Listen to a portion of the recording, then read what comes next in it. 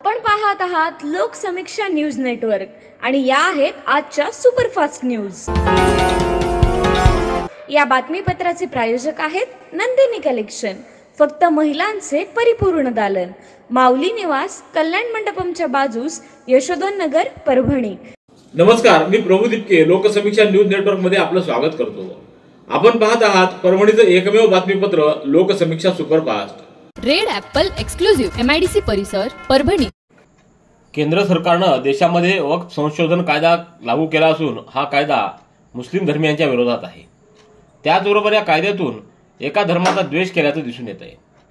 आपण संसदेत देखील हा कायदा काळा कायदा आहे, त्यातून काही जणांचाच फायदा होणार असून हा कायदा सरकारला परत घ्यावाच लागेल असा इशारा परभणीच्या कार्यक्रमातून खासदार असदुद्दीन अवैसी यांनी दिलाय। परभणीतल्या ईदगाह मैदानावर वक्फ संशोधन बिलाच्या विरोधात आयोजित एक दिवसीय अधिवेशनामध्ये ते मार्गदर्शन करत होते।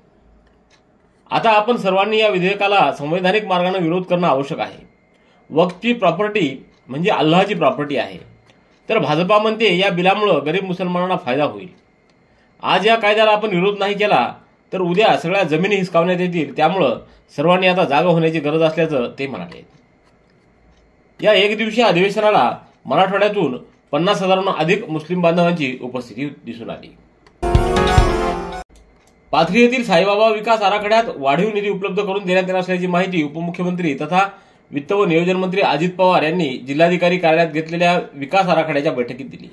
तसंच नवीन विकास आराखडा पूर्ण होईपर्यंत त्याचा पाठपुरावा करण्याची जबाबदारी स्थानिक आमदार म्हणून राजेश विटेकर यांच्यावर सोपवत आहे, असे आदेश देखील उपमुख्यमंत्री अजित पवार यांनी दिले आहेत। पाथरी येथील विकास आराखड्याबाबत उपमुख्यमंत्री पवार यांनी नाराजी दर्शवली। अत्यंत छोट्या स्वरूपात व ज्या व्यक्तीला कोणत्याही मोठ्या तीर्थक्षेत्र विकास आराखड्याचा अनुभव नाही अशा विकासक सल्लागारानं हा आराखडा तयार केला आहे। पंढरपूर, शेगाव, माहूर अशा देवस्थानाचा आराखडा तयार केला आहे। अशा दर्जेदार आराखडे तयार करणाऱ्या व्यक्तींकडून हे आराखडे तयार करण्यात येणार असल्याचं अजितदादा म्हणाले। जो काही विकास करायचा आहे तो भव्य व दर्जेदार असेल, याकडे स्थानिक आमदार म्हणून तू लक्ष घाल। तू म्हणशील तेवढा मी निधी द्यायला तयार आहे, पण महाराष्ट्रातील मोठ्या देवस्थानाप्रमाणेच पाथरी येथील साईबाबाचं मंदिर आणि शहराचा विकास करून घेणं ही तुझी जबाबदारी असल्याचं अजित पवार यांनी राजेश विटेकर यांना सांगितलं। त्याचबरोबर आपण ही जबाबदारी विटेकर यांच्यावर सोपवत आहोत असे पवार यांनी भर बैठकीमध्ये सांगितलंय। वक्फ संशोधन कायदा संविधान विरोधी असून या कायद्याच्या विरोधात संवैधानिक पद्धतीने आंदोलन करून काळा कायदा रद्द करण्याची मागणी करणार असल्याचं मुस्लिम पर्सनल लॉ बोर्डचे अध्यक्ष मौलाना खालिद सैफुल्ला हुसैनी रहमानी यांनी पत्रकार परिषदेत सांगितलं। वक्फ कायद्याला सुरुवातीपासूनच आमचा विरोध होता, त्यासाठी 5 कोटी ईमेलद्वारे विरोध केला होता। सध्याचं सरकार हे असंवैधानिक कार्य करत असून संविधान विरोधी कायदे सरकारला रद्द करावेच लागतील। याआधी किसान आंदोलनाच्या माध्यमातून काळे कायदे केले होते ते रद्द करण्यात आले, त्याचप्रमाणे हाही कायदा रद्द करावा लागेल। आमचा सुप्रीम कोर्टावर पूर्ण विश्वास आहे, आम्हाला न्याय मिळेल असं देखील ते यावेळी म्हणाले। या पत्रकार परिषदेला मौलाना सय्यद सादतुल्लाह हुसैनी, मोहम्मद फजलुल रहीम मुजदीद, प्रवक्ते डॉक्टर कासिम रसूल इलियास, मोहम्मद रफीउद्दीन अशरफी, मोहम्मद उमरेन महफूज रहमानी, प्राध्यापक सय्यद सलमान, माजी आमदार विजय गव्हाणे, सद्भावना मंचाचे डॉक्टर सुनील जाधव आदींची उपस्थिती होती। सततचे दवाखाने करून कंटाळलात? आता शेवटचा उपाय। डॉक्टर गोविंद कामटे यांचे बालाजी आयुर्वेदिक निसर्गोपचार केंद्राला भेट द्या। शुगर, मूळव्याध, ॲलर्जी, सोरायसिस, गजकर्ण, दमा, लठ्ठपणा, गुडघेदुखी, कंबरदुखी, वात, गाठीचे आजार, लकवा, केस गळणे, मुतखडा, सफेद डाग यांसारख्या जुनाट आजारांवर खात्रीशीर उपचार केले जातात। दारू सोडवण्यासाठी विशेष उपचार उपलब्ध। संपर्क डॉक्टर गोविंद कामटे, आयुर्वेद विद्याविशारद, बालाजी आयुर्वेदिक निसर्गोपचार केंद्र, तलाठी कार्यालयाच्या बाजूला, वसमत रोड, परभणी। संपर्क 9921691008।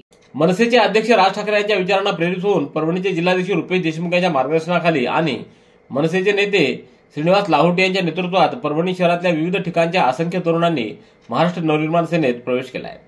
यावेळी अर्जुन टाक, श्रीकांत पाटील, खंडू राऊत आदींची उपस्थिती होती। तर अविनाश गायकवाड, किरण साळवे, अमित गायकवाड, राम कांबळे, ओंकार कदम, खुशाल कांबळे, श्याम कांबळे, बाळासाहेब कदम, सुरेंद्र आसवार, ज्ञानेश्वर गायकवाड, अमोल काकडे, नितेश राठोड, अनिकेत गुडके, अमन कदम, सुमित गायकवाड, सुमेध पैठणे, प्रीतम भदाडे, अमर पाचंगे, बालाजी पुंडगे, सुशांत आंबुरे आदींनी मनसेमध्ये जाहीर प्रवेश केला आहे.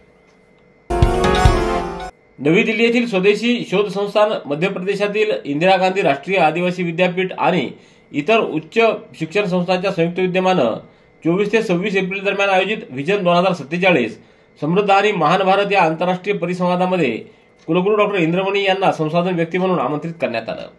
या परिसंवादामध्ये डॉक्टर इंद्रमणी यांनी आंतरराष्ट्रीय सहकार्य, द्वितीय शैक्षणिक भागीदारी आणि सामाजिक आर्थिक विकासातील बदलती भूमिका यावर सखोल मार्गदर्शन केलं. त्यांनी भविष्यातील धोरणात्मक आराखड्याची गरज अधोरेखित करत राष्ट्रीय आकांक्षांना पूरक ठरणाऱ्या उपाययोजनांवर प्रकाश टाकला. तुमची सोन्याची अंगठी काढून द्या, त्याची शनी महाराजाची मूर्ती बनवून देतो असं म्हणत विश्वासात घेऊन भामट्यांनी वृद्धाजवळी 6 ग्रॅम वजनाची सोन्याची अंगठी काढून घेत त्याची फसवणूक केली. ही घटना 26 एप्रिल रोजी सकाळी 10 वाजच्या सुमाराला जिंतूरच्या बसस्थानकासमोर घडली आहे. या प्रकरणी 2 अज्ञात इसमावर जिंतूर पोलिसात गुन्हा नोंदवण्यात आला आहे. दादाराव डहाळे यांनी याबाबतची तक्रार दिली.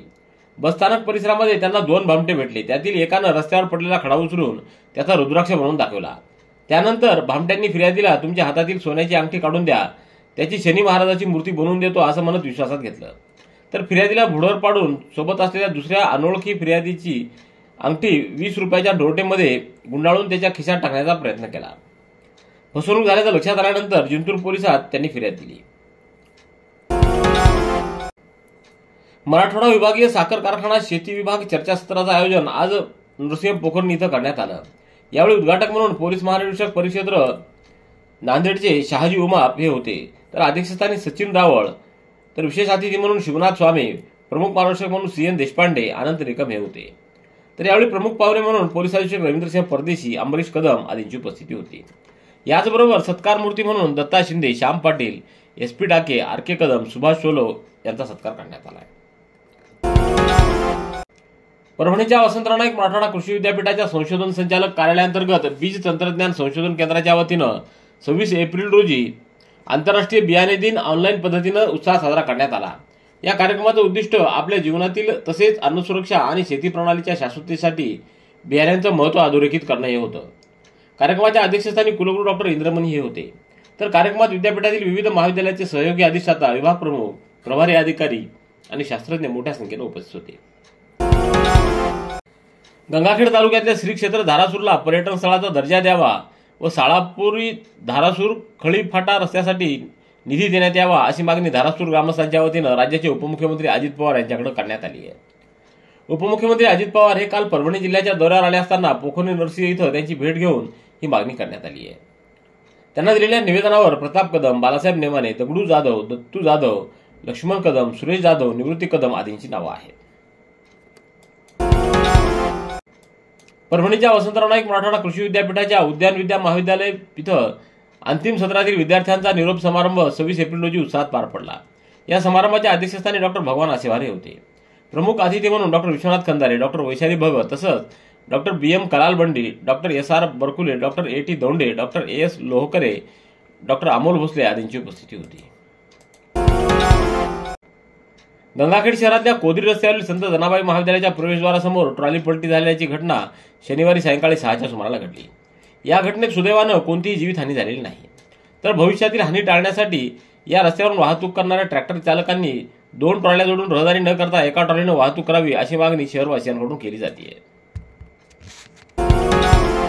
रेड ॲपल एक्सक्लुझिव्ह MIDC परिसर परभणी. याबरोबरचे बातमीपत्र संपलं. पुन्हा भेटूया उद्याच्या सुपरफास्ट बातमीपत्रात. पाहत रहा लोकसमीक्षा. तुम्हाला हे बातमीपत्र कसं वाटलं याबद्दल आपली प्रतिक्रिया नोंदवा. दररोजचे अपडेट्स मिळवण्यासाठी लोकसमीक्षा चॅनलला सबस्क्राईब करा.